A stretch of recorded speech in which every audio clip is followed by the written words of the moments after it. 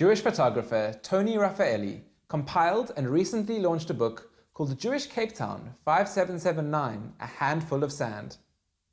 The book features images of the Cape Town Jewish community taken by him and various other photographers. The book was launched at the South African Jewish Museum, and Simcha was there.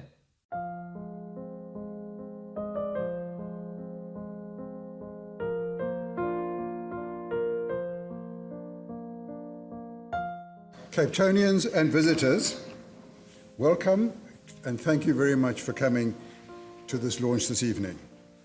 This is a particularly interesting project if you think it through. I suppose it's always a guarantee to have a good crowd in at a book launch when you photograph most of the people. You're pretty much assured that they're going to come. But what is particularly intriguing about this book, if I may, are two or three features. In the first place, I asked Tony, why do this? Why photograph these marvelous photographs about various Cape Townians? And his answer to me...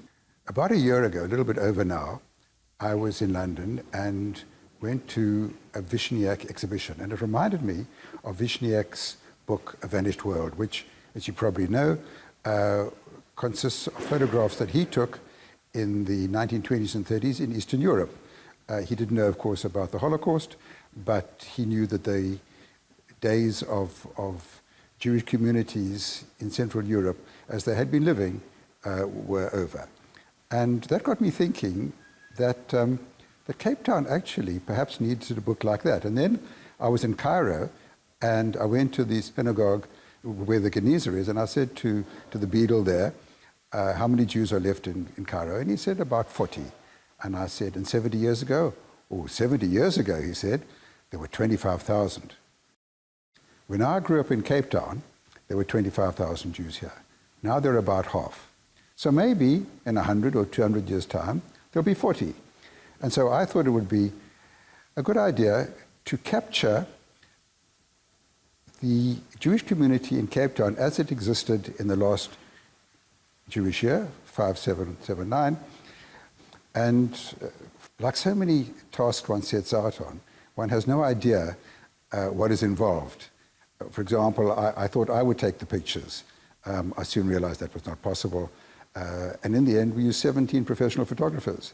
And the 290 odd pictures were chosen from over 3,000. I thought it was a lovely idea. I obviously didn't think it was going to be so big. Originally, it would have been more buildings, synagogues and such, and a few people. And it actually grew into quite a big project with a big print run of quite a diverse group of people. I wanted it to be a coffee table book, and that is what, in fact, we were able to produce. If you look in the book, you'll see that under each picture, there's just the name of the individuals in the image and what they do. We did think at one stage about having a little write-up about the people in the pictures, but that then would become quite cumbersome because some of the professors would have lengthy write-ups, and some of the people who are less academically inclined would have much less. So we ended up with just the names and what they do. And each picture, as you will see, is in context. So the surgeon is in his operating theatre, and the tree fella has just chopped down a tree, and the Kirstenbosch guide is in Kirstenbosch, and so on. The picture is very special to me because those girls are from the Kensington Kresh, a union of Jewish women, Kresh in Kensington, and it was formed in 1942. So it's one of the most wonderful sustainable projects, and we cater for the Jewish community and the broader community. I knew a few of the people in Cape Town because even though I left here just after my bar mitzvah a long time ago, we do come back every year for a few weeks, and we have friends here, and it's really a small community. So asking around, and a photographer we used, Guy Lerner, one of the photographers, had wonderful connections into both the secular and the religious communities. So between the two of us and our friends, we found a lot of people. And it's been wonderful to be part of this process from the side. I mean, this was Tony and his project, but I had a small little glimpse from the side, giving a little bit of input from the Israeli side. And I'm Cape Townian born.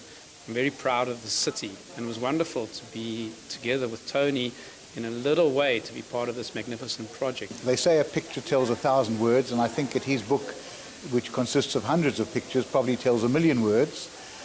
It's quite remarkable in what it does. I think that in generations to come, they'll be able to look back and say, this was how life was. I think one day the people will look at the book almost as a walking museum, because it too will capture the life of a wonderful city at a particular and interesting time in its history. As viewers of the book will see, all the pictures are current. There aren't any archive pictures. So they were all taken in the Jewish year 5779, because archive pictures are very important, but this isn't the book for them.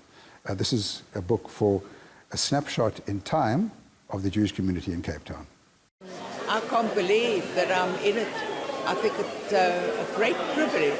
The book, in a sense, has changed my life in that it's given me a lot more awareness and insight into the people of Cape Town, who all play a different role in different ways of life. There was no discrimination, no favors. It had nothing to do with status or wealth or degrees or background. It was ordinary people in working professions. And that's what this particular book does. It embraces the concept of community. I was absolutely delighted when I saw these photographs. Some of the people I don't know, and I've lived here almost my entire life. I mean, of course, I do know some people like Mr. Hodis, who afflicts us on a daily basis in court. But in all seriousness, if you look at this book, it's not a book which essentially, in which Tony went and said to himself, who's got status in this community, and those are the people that I'm going to photograph. And Tony, you've done us an unbelievable favor, because what you've done in this book is to affirm what we really are, which is that we have an empathy whereby we actually regard each other with dignity, with care, and with concern. And we look at ourselves and we look at this book and we're proud to say we are part of a vibrant community. And yes, in 100 years' time, when people look at this book, they'll say, wow, there was a community. And hopefully there still will be a community of Jews who, in a sense, hold their Jewish identity as very important, but do it in their own individual ways and have sufficient empathy to respect the manner in which other people hold their identities important to them.